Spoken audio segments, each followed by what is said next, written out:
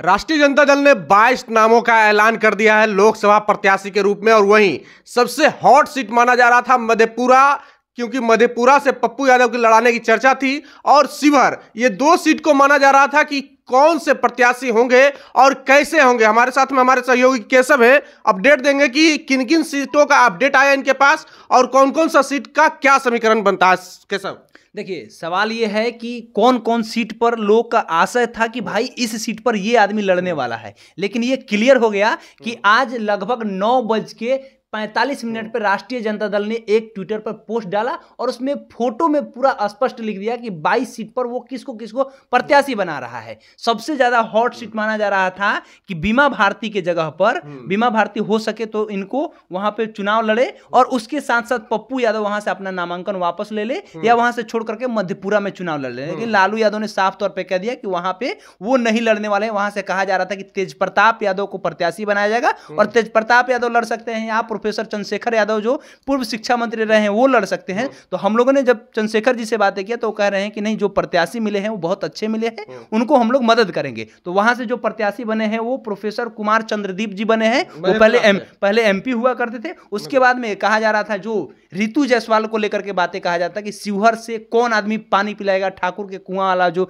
मामला आया था, आपने देखा होगा, आनंद मोहन और उनके बेटा चेतन आनंद का।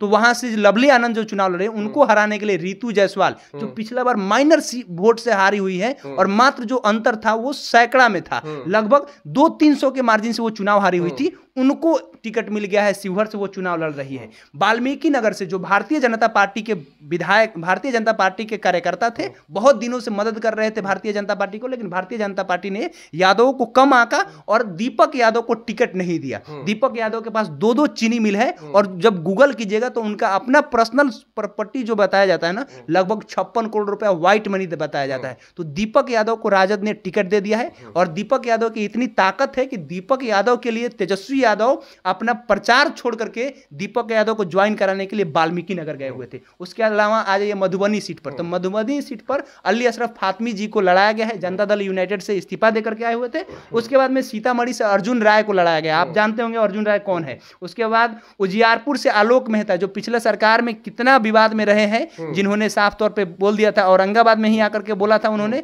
क्या बोला था कि जब हम राजस्व मंत्री बने तो हमने देखा कि जो अपर कास्ट के लोगों के पास में जो जमीन है वो कहां से आए हैं, उनके पीछे उन लोगों का अतीत क्या रहा था, बैकग्राउंड क्या रहा, हमको पता है। इस पे उनके जुबान की कीमत 10 लाख रुपया लगाया गया था, आपने देखा होगा। अनीता जी को मुंगेर से, ये जो अशोक महतो की पत्नी है अनीता जी, इनको टिकट दिया गया।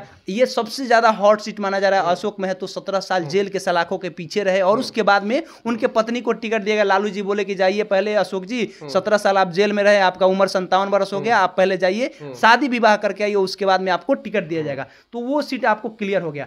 सुरेंद्र यादव को टिकट दिया गया है। गूगल पर आप जाकर के देखिएगा तो लोग साफ, जहानाबाद से इनको कहा जा रहा था, सुरेंद्र यादव कहा जा रहा था कि सुरेंद्र यादव एक नया समीकरण रच रहे थे कि अपने ही परिवार में 2 नाम दे देते हैं, एक रिंकू जी के दे देते हैं और दूसरा सुरेंद्र यादव का देते हैं। टिकट इन्हीं लोग के बीच में मतलब घूमना चाहिए, बाकी कोई का नाम नहीं आना चाहिए। तो सुरेंद्र जी का नाम क्लियर हो गया। हमने भी अपना पब्लिक स्टेशन पर जब ये पोस्ट डाला कि भाई किसको टिकट मिलना चाहिए, सुरेंद्र यादव को या रिंकू जी को, तो लगभग 1 घंटे के अंदर में 5000 वोट हुआ और 5000 में 90% लोगों ने कहा कि सुरेंद्र यादव को टिकट मिलना चाहिए। तो सुरेंद्र यादव पिछला बार तेज प्रताप जी के माइनर सी गलती के कारण सुरेंद्र जी चुनाव हार गए थे और बिहार का सबसे कम मार्जिन से चुनाव हारने वाला सीट था। उसके बाद में आप अररी आ जाइए तो शाहनवाज आलम, जो तस्लीम साहब के बेटे हैं, जो AIMIM से मिल के आए हैं, उनके बेटे को टिकट मिला हुआ है। उसके बाद में आप आ जाइए हाजीपुर सीट, तो चिराग पासवान से फाइट करने के लिए कौन आ रहे हैं, शिवचंद्र राम आ रहे हैं वहां से चुनाव लड़ने के लिए। उसके बाद औरंगाबाद, हम लोग औरंगाबाद विधानसभा क्षेत्र में, औरंगाबाद के लोकसभा क्षेत्र में है और ये इमामगंज विधानसभा है। यहाँ से जीतन राम मांझी आते हैं और यहाँ पर हम लोग बैठ करके ये वीडियो बना रहे हैं क्योंकि हम लोग ग्राउंड घूम रहे हैं। तो औरंगाबाद सीट को लेकर के कह रहे हैं कि जीतन राम मांझी तो गया में है, लेकिन औरंगाबाद में अभय कुशवाहा जीत रहे हैं। ये आपको जमीनी हकीकत आपको बता रहे हैं। हम लोग भी घूम रहे हैं, हर जगह पर घूम रहे हैं, चाहे कोई भी गांव देख लीजिए, हम लोग जा रहे हैं तो लोग कह रहे हैं कि हाँ भाई इनका वर्चस्व है, और उसके साथ साथ इनका एक पर्सनल छवि भी है। लोगों के मतलब एक ना होता दागदार छवि, वो नहीं है। जो कुशवाहा कुर्मी और दांगी समाज है वो उनके साथ में है। मुसलमान यादव तो है ना जी, और दांगी समाज आपके साथ हो जा रहा है। उसके साथ साथ और भी जो क्षेत्र है और जो लोग हैं यहाँ के, औरंगाबाद क्षेत्र के लिए, इमामगंज के लिए जो लोग उनके पीछे काम कर रहे हैं, अभय कुशवाहा जी के लिए जो लोग लगे हुए हैं, चाहे वो मुखदेव जी हो या उसके अलावा जो भी लोग हो, ये लोग खूब काम कर रहे हैं। तो ये देखने को मिल रहा है कि भाई क्या होगा क्या नहीं होगा। ये सीट औरंगाबाद का हो गया। वैशाली सीट से कौन आदमी लड़ रहा है, तो विजय कुमार शुक्ला जी, वहीं मुन्ना शुक्ला को टिकट दिया गया है। मुन्ना शुक्ला बीच में विवाद में थे। उसके अलावा आप आ जाइए वैशाली सीट के बाद पाटलिपुत्रा लालू प्रसाद यादव की बेटी मीसा भारती चुनाव लड़ रही है, जो सबसे बड़ी बेटी है। और उनके लिए उनके पति जो शैलेश जी है, उन लोगों से जब हम लोगों ने बात किया तो वो भी कह रहे थे कि हाँ भाई कुछ भी हो जाए, इस बार किसी भी कीमत पर लड़ना है और जीतना है। जीतने के लिए लड़ रहे हैं। 2 बार से हार रहे हैं केशव जी। तो हमने बोला ठीक है। सुपौल सीट पर चंद्रहास चौपाल को टिकट दिया गया। सुपौल सीट पर दलित समाज को एक जनरल सीट से लड़ाया जा रहा है। जनरल सीट से चंद्रहास चौपाल को इसलिए लड़ाया जा रहा है क्योंकि चौपाल जाति की संख्या 3.5 लाख है।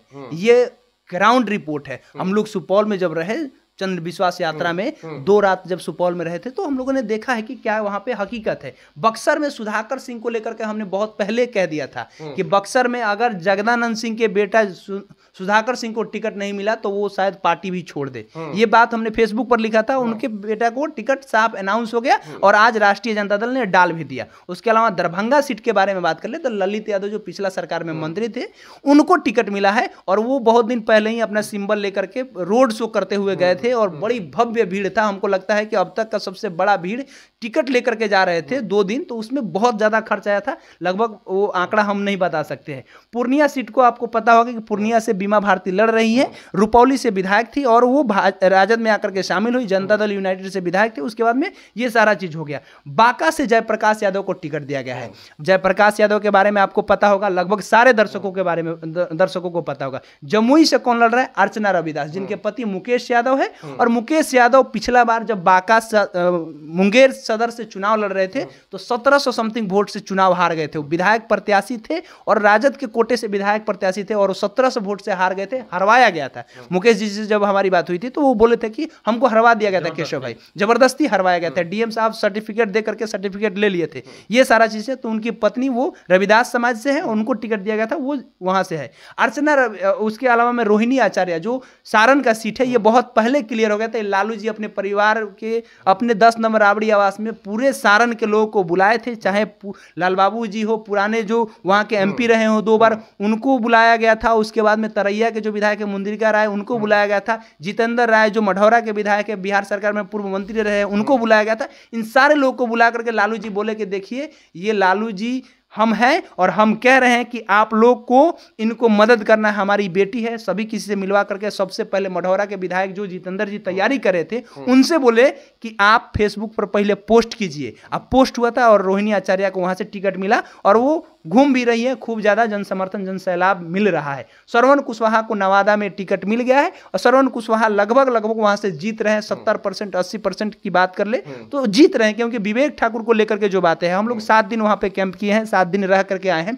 तो श्रवण कुशवाहा के बारे में वहां जान रहे हैं कि भाई वहां पे जो अगर यादव उनके साथ विनोद यादव के साथ में चले जाते हैं, 50,000 से ज्यादा अगर यादव चले जाते हैं तो दावा के साथ कहा जा रहा है कि वो सीट लॉस कर जाएगा अगर 50,000 से ज्यादा जाता है। अगर राजद वाले लोग अच्छा से मेहनत करें, ये एक संदेश भी है कि राजद वाले लोग और ज्यादा अच्छा से मेहनत करें, तेजस्वी यादव के रैली के बाद हो सकता है कि यादवों का जो भीड़ है वो उधर से शिफ्ट इधर हो जाए। अब देखना है कि विनोद यादव कितना प्रबल दावेदार पड़ते हैं। राजवल्लभ यादव का नाम जो उनके बड़े भाई है, जो कहा जाता है कि मंत्री जी थे 90 में, उनके भाई जो कृष्णा यादव है, लालू यादव की सरकार बनाने में 13 विधायक को तोड़ करके जनता दल भाजपा से लेकर के आए थे। और उनके भाई जो अशोक जी अभी चुनाव लड़े और ये हो गया, ये सारा चीज है। और सरबजीत जी जो गया से जीतन राम मांझी को फाइट दे रहे हैं, 75 वर्ष के बूढ़े बाबा के सामने में सरबजीत जी लड़ रहे हैं और उनके लिए बहुत सारे लोग लगे हुए हैं, चाहे सतीश दास मखदुमपुर के विधायक को कितना लगे हुए हैं ये सभी कोई जान रहा है। तो देखना है ये सारा चीज। 2200 सीट पर हमने आपको अपडेट दे दिया है।